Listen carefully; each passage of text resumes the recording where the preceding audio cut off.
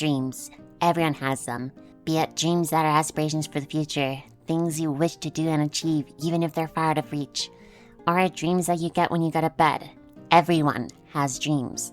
But what happens if they get crushed? The college you want to apply to rejects you. The girl you wanted to ask out says ew. You tell your friends your ultimate goal in life and they just say, Lamau, that's never gonna happen. What do you do then?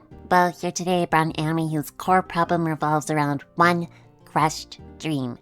Train to the end of the world. And though this anime is a lot more than just a broken dream, I do want to cover it here because I do really think it shows what you should and shouldn't do when your dreams get crushed. It all starts with Yoka and Chizuru. They both live in Agano, a small village at the end of the Seibu Ikebukuro line. Yoka had dreams of one day working on probes for space. You can say her dreams were sky high. And though it would be a lot of work, that's what a dream is.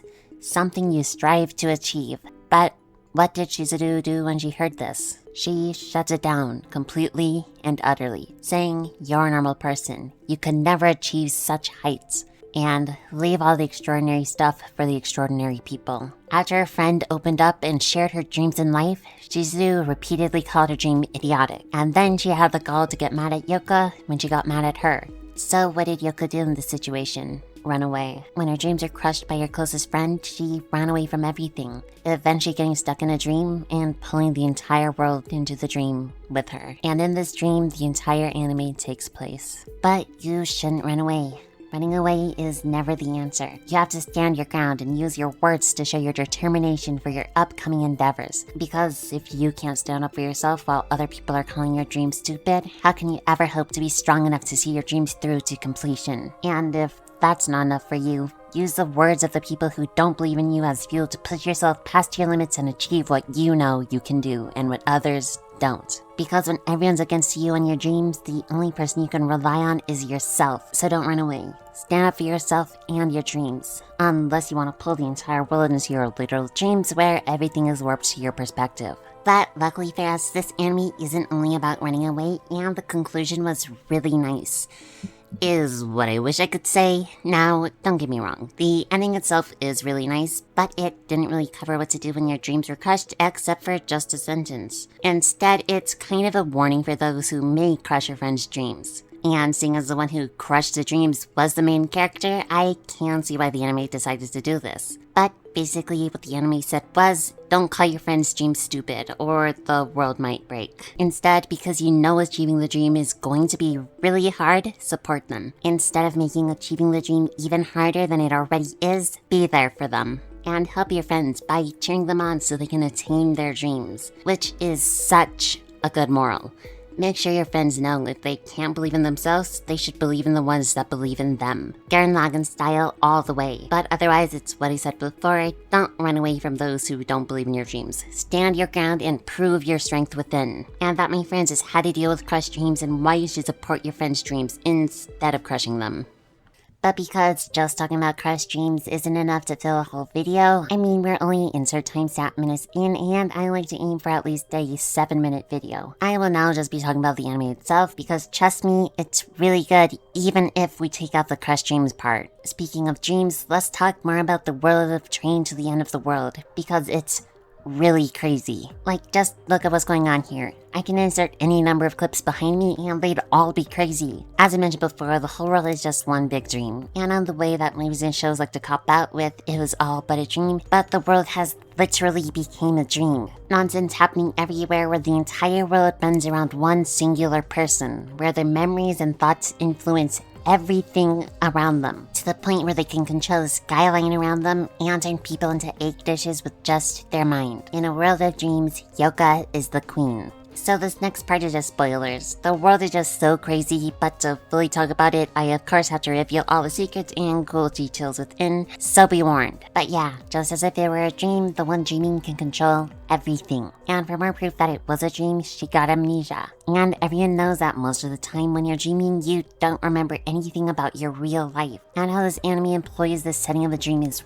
really nice. Only the places connected to the Seibu Ikebukuro line actually exist, and I mean, this makes sense. The only places Yoka has ever actually been are connected to the Seibu Ikebukuro line. So if it were her dreams that the world got pulled into, then of course because she only knows the world of the Seibu Ikebukuro line, then that's the only world that actually exists. And I did write down that I would talk about how her brief stops at each station would influence their theme, as I'm gonna call them, and each theme would be the specialty of each town the train visits, allowing for some sort of advertisement for each town to show off their specialty like they do in Dropkicking My Devil's later seasons. But after doing like the bare minimum amount of research on Hano, the first stop, mushrooms ain't the main specialty of it. So, sadly, that's not it. But they do something else that I think may honestly be better. So, as I've already confirmed, the whole world is based on the thoughts and ideals of Yoka. Her perspective on the world is actually changing the world itself. She is God. But where did all her ideas come from? If not from each town's specialty, where did they come from? Well,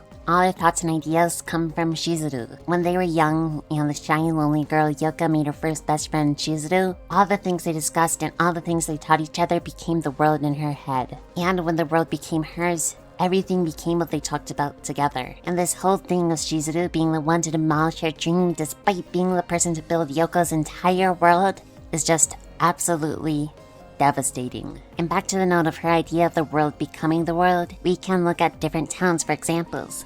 Like Agano, the place she grew up. We can see that all the people there are really old. Mainly because there are only like 7 kids in a class when she gets there, so the population is leaned heavily towards the elderly. And if you combine that with it being a very rural town, most likely brimming with animal life, Yoka conflated slow elderly who like to relax with rural animals who like to relax. So when a person is old enough, they turn into an animal. And a more blatant form of this is with the Neri Alley town. Like, that show is one of, if not the favorite thing of hers growing up. She even showed it to her best friend who didn't want to spoil the show because she loved it so much. So because she loved the show so much, when her dreams influenced the world, an entire town became the show in real life because it's all her thoughts and dreams. And the fact that someone could even think that to be an idea for a setting blows my mind in the best way possible. And if for some reason you're still not convinced that it's Yoka's dreams that have taken over their world, all you gotta do is look at the source of the problem. 7G. Maybe all those 5G conspiracy theorists were onto something.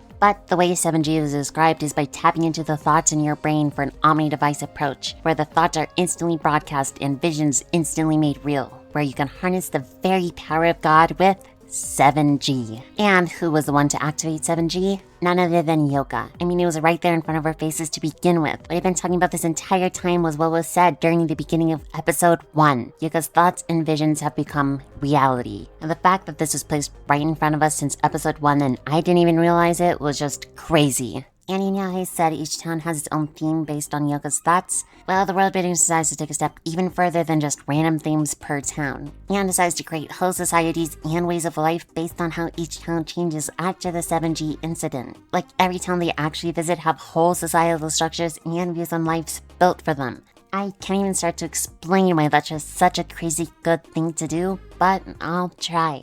To start us off, we have the town of Agano. For the town itself, nothing much changed. All the old people didn't do too much to begin with because they were old. So turning into animals just made them a bit more reliant on young folk. They still have the minds of humans, but the bodies of animals. Sure, their lifespans change, and you have the horror of your entire being change once you reach 21 and 3 months. And depending on the animal you can become utterly useless, but otherwise they're chill. For this town, nothing devastating happens, which is fair, as seeing as this is the place that Yoka knows the best, so everything would mostly be similar. When we get to the Mushroom Village, things start to change a bit. Everyone has a mushroom on their head, and though at first it seems like they're trying to infect the girls with mushrooms to make them part of the town, they were just trying to save them in their own way. You see, mushroom people don't live for a long time. The mushrooms on their head take a lot of their energy, so they eventually just fall over and die. But while the people are affected by the mushrooms, they're happy. With the mushrooms, they bring you joy and meaning in life. And though it shortens your lifespan, the time you have left is full of joy. There are people who are there for a good time, not a long time, and